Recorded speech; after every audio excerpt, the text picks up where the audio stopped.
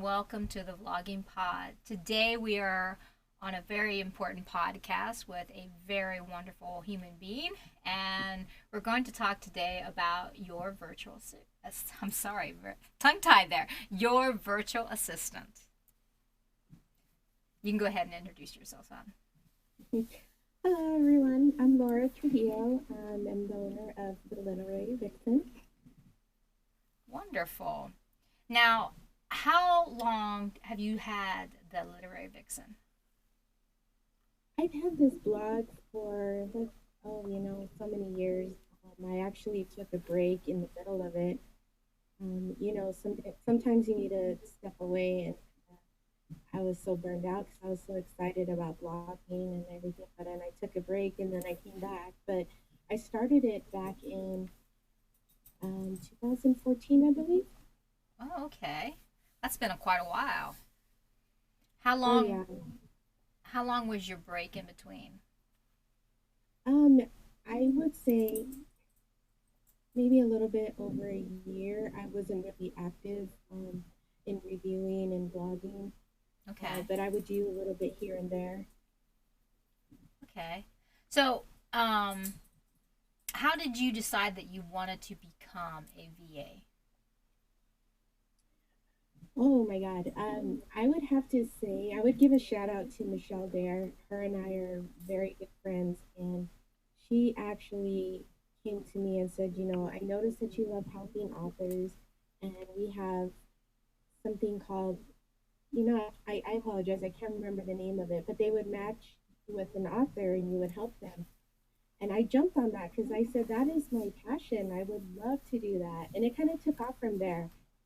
So I've been, I have this passion for helping authors and anyone in general, but I would, I love to make things easier for them so they can write and have that time versus stressing out about other things that I can help them with. Well, yeah, that's very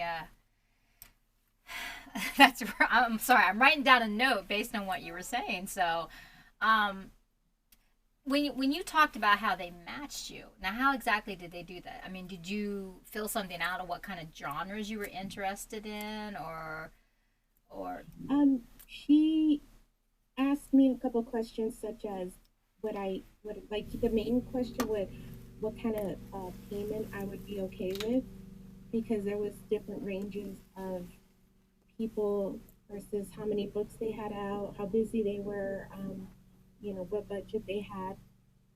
And so she asked me the questions, and based on my answer, she matched me with an author that worked out, and I was happy. I love her still. We talk all the time, and it's awesome. But yeah, I mean, she asked me some questions, but I think the main one, in order to match you with someone that would work, would be the payment huh? option.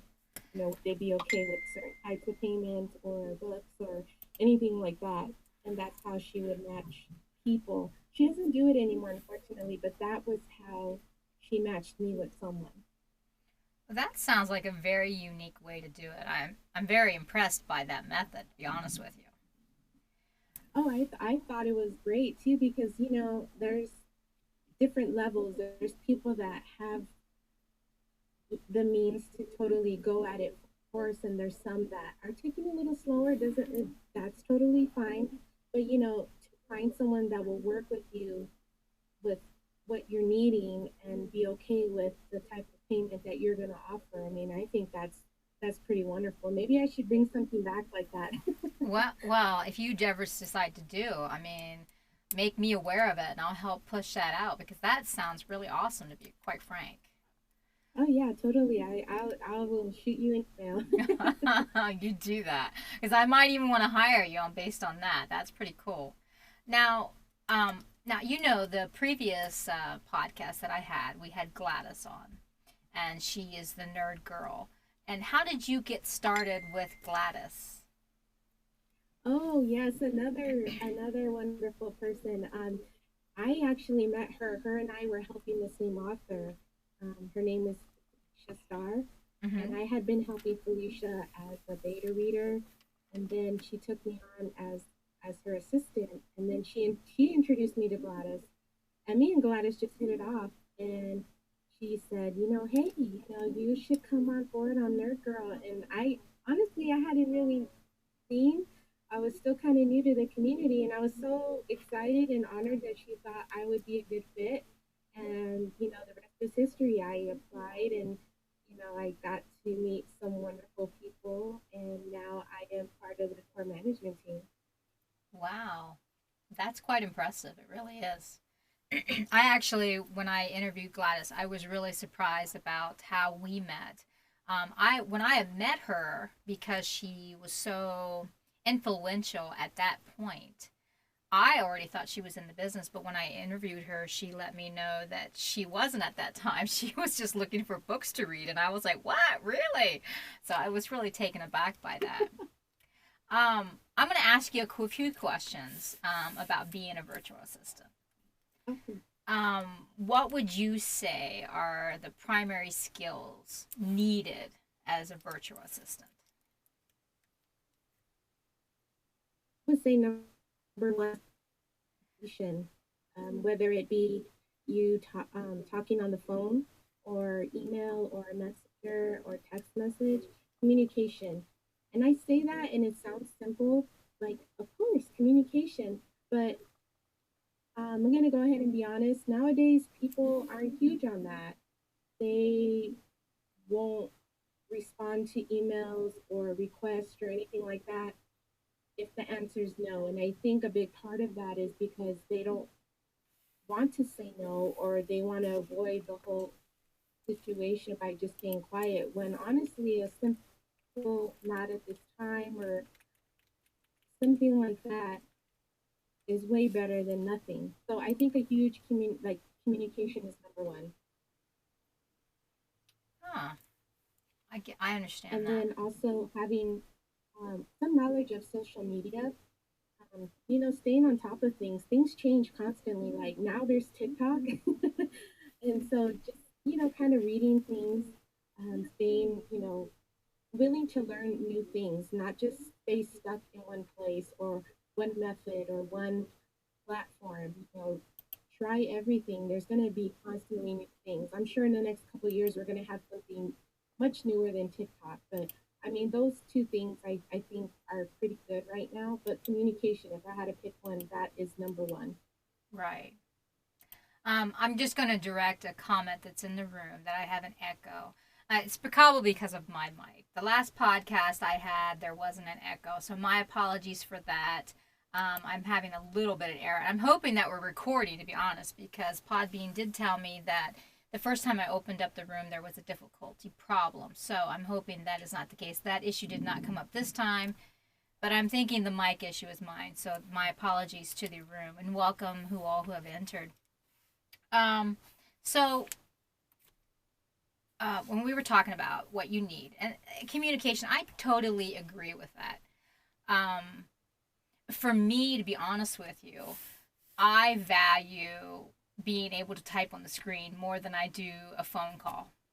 And maybe that has to do more with because my skill set, you know what I mean, that I am an author myself. But I'll tell you what, I just hate having to call customer service. I mean, you know what I'm saying? I mean, I would rather Mm-hmm. type it all out and think about what I'm going to say. But you make a good point. Even in communication, even when you're typing, people can assume differently than what you meant, if that makes sense. Oh, I know what you mean. Like, it's hard to sense tone or um, your meaning behind what you're trying to say unless you know the person, because a lot of people think if you reply a certain way that you're upset with them or mad. But I can relate to talking on the phone. I talked on the phone, when I first started working, and now I really don't like it. I'm like you, I would like to type it out. Just like we can order pizza online, I don't have to call anymore for that. I think I just Right. showed my age there, but yeah, Well, like again, you do sound very youthful. I was very much surprised. So let's look back to the VA being a virtual assistant and make sure I say that. As a VA, in your opinion, what would you say needs to be the strengths of your profession? Adaptability. You have to be open to work with different types of personalities, and like I said, communication, and also owning up to any mistakes or misunderstandings that you do, because if you lie or are unsincere about something, it's going to come back to bite you. Right. I can feel that. Um, let's see. I wrote some questions, but I also jot things down while you're talking, so I have to backtrack my brain here. Um, so what would you say? I wrote this down, but I'm just gonna uh, wing it here on how I word this. So let's say, are you a big planner? I mean, do you write it all out, get it all organized, or are you one of those people like, oh, the last minute I'm gonna crunch this all together and times the essence, and you just pull it out of nowhere and you are the bomb? You know what I'm saying? Like, Right. am I making sense on that? Which type Oh of yeah, person do you totally. think you are? Are you the planner, or you just pull it out and you're the bomb and you work it really good at the last minute? And I think I'm a little bit of both. There was a while I love planners. So if I see a good looking planner, I'll buy it. But my issue was I didn't want to use it and dirty it up and not make it pretty anymore. So, but recently I started using the planner. I will uh, jot stuff down, make notes of due dates and stuff like that. And that has actually helped me a lot. I've always been task oriented, but there are some days where I'm like, you know what, last minute, come on, girl, let's do this. And then I bust it out and I'm like a rock star to people. And I'm just like, you don't know how much sweating I've been doing back here. But I mean, if I had to pick one, I would say I'm a planner. But there's those times when something pops up and you just gotta whip it out. Right. Well, speaking of planners, now I'm going to ask you which type you prefer on this, just because you mention it. But just a side story for this, since I've been scheduling authors for the podcast, mine now is currently covered in coffee, but just to point that out. But the papers haven't stuck; they still work. I'm going to use it. I'll just write over Right. that. So, what type of planners would you prefer? Do you sit down with the paper in your hand, kind of planners with all the little notes on the side, or are you the type who likes to have on the computer and you use Google Docs and you get it all going? Which is type would you say you are? You know what? I'm gonna say I'm an old school with this. I am a paper and pencil pen person. I also went to beauty school, and my class was the only class that wrote stuff down in a notebook. Everybody else had their phone out or a tablet and were taking notes that way, but we all did it longhand. And so, I mean, that kind of stays with me. I feel like that works better for me. So I have a paper planner. I actually use the Happy Planner ones. I'm so like in love with them. And I also have a planner app just because my planner sometimes is far away from me, so I can just pull it up on my phone. But I am a paper planner person with pens and papers and notes and stickers and all that good stuff. Oh, do you put the stickers? What kind of stickers are you using when you're doing that? I mean, Well, there's some different ones that I see on there that I'm like, oh, great. But you know what? Just like the planners, it took me a while to put the stickers on there. But I get some motivational ones, like ones that say you can do this or you got this or goals or and just things that I feel like would motivate me when I look at it and see like if I ever have a day where I feel like, man, what am I even doing? We all have those days, and then I just open it up and there's something like inspirational, like bam, right there on the paper, and then I'm like, okay, all right, I got this. um, I'll tell you what. I would probably be better with like Google Docs, but here's my problem. Well, I have two problems. Well, I have a list of problems, but the show's only so long. So, one of the things that is my core problem is my writing. I mean, if you were to see my notes, and maybe if you go back and you look at YouTube and you zoom in, you will see that. Because this will go out there too. But here's the thing. Um, I have to write it down to keep it in my head, if that makes sense. To remember Mhm. it. To kind of, it's like when I learn something, I have to be hands in. If you were to just tell me how to do something, I'd be like, oh crap, this you might as well hang it up. I'm not gonna get this. I actually have to do it while, and then I will write notes too. Long time ago, I worked in a bread factory, and I tell you, I had a notebook, and the guys were like, "Just bring your notebook, just bring your notebook," and I'm like, "Oh, I'm so screwed." So, but that's just me, because I mean, either I'll go back later, and I'll be like, "What the heck did I write?" Which is my biggest problem. So, getting back to the virtual assistants, I don't want to lose track here because that's me. I'm like a dog and a squirrel, squirrel, and I'm off. Me too, and I'm supporting it. Let's go after the same thing. See, there, I am real sidetracked. We have about 5 minutes left in the show. I try to do about 20 minutes a show, so I'm not, because like I said, I can talk, and I would talk completely. Um, let's see. I get the feeling just from everything that you've said that you truly love your job. I Correct? do. I Okay. truly do. And I'm not just saying this, but the authors I work with are truly wonderful people, and I've worked with them for years. Most of them have been with me from the beginning, and it's like we're family. And like, I guess like some people go into the business not with that mindset, but and I get that not everybody wants someone close to them, but it always turns out that we end up being close and it's like family, but at the same time there's still that work relationship. Right. And I guess I put all because it is my passion. So, it's kind of like do what you love, and that is truly what I'm doing. Huh. Well, that's a lot about what I was going to ask on the second part of that. I um, beat you. what I was going to ask is what makes you love it so much, and you kind of answered that. Um, let's go back from. I know you have a lot of love for it. Can you tell me the downside of it? Because I know you said you took a year off. What do you feel that is the biggest downside to that type of job? Um, for me, it would be getting burnt out. You want to say yes to everybody, even though you're tired or you overextended yourself because you want to be nice, Mm-hmm. and that was a huge problem for me. And I wanted to help everybody, but at the end of the day, I was beat and burnt out, and I needed to step away. And so that is a huge drawback to doing that. It's saying yes and being helpful and trying not to get burnt out.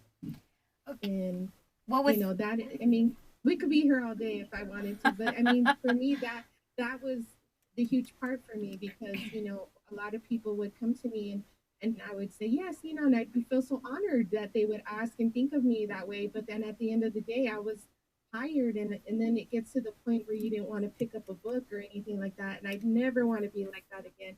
So I took from that experience and applied it to now, and it's good. But there are times when, and I'm sure authors get that way too. They have these put out these stories, and then they hit a thing, and they're just like, I can't even look at my computer right now. well, I fully understand that. I took a 3 year hiatus, which I think I told you in a little bit when we talked in Messenger. Hmm. So I understand stepping back. With that in mind, what do you say that you would do differently now going forward than before? I mean, Um, before you answer that, I mean, because I know you said you were the doer. Would you say that you would do more of like setting things out in the front, like standards, like making um, a contract, like sort of not well, not a binding thing, but something that you would be like, this is the extent of what I can and cannot do. Is it something like that? oh, absolutely. Yes, I have contracts now, but I also set up limits and boundaries now because I didn't before. Like I said, I wanted to be nice and help everybody, but now I can't do. I mean, I could do that, and then I'd probably end up in the same place. But I have boundaries and limitations set, and I'm always upfront with everyone about what I can and can't do. And if we move forward, there's a contract and all that fun stuff. But I mean for me right now has helped me a bunch. You know, who likes to say no? It's a huge problem for everybody, but I don't really say no. I just present it in a different way, but I have to do it for myself. Right. Okay, so we've got like 42, 41 seconds left. Um, let's lead out with something that you would want future employees of yours that would hire you as a virtual assistant to know. What would you want them to take away from this? That I am big on communication. I will take care of you so that way you can do what you got to do, and we'll be an awesome team, and we're going to get that little orange flag. Well, you inspired me. You're hired now. Goodbye, Gladys. No, she'd hate me. Yeah, you're gonna get a message right yeah, now. I'm gonna be messaged pretty quickly. I really enjoyed our interview today, Laura. I really appreciate you coming on the air, and perhaps someday we can do this again because there's so many more questions I would love to ask you. So thank you again. Thank you again, listeners, for checking in with us and being patient. I am getting this podcast started, but I enjoy your commentary and all the responses you've given to me. Have a great night, everybody. Bye-bye.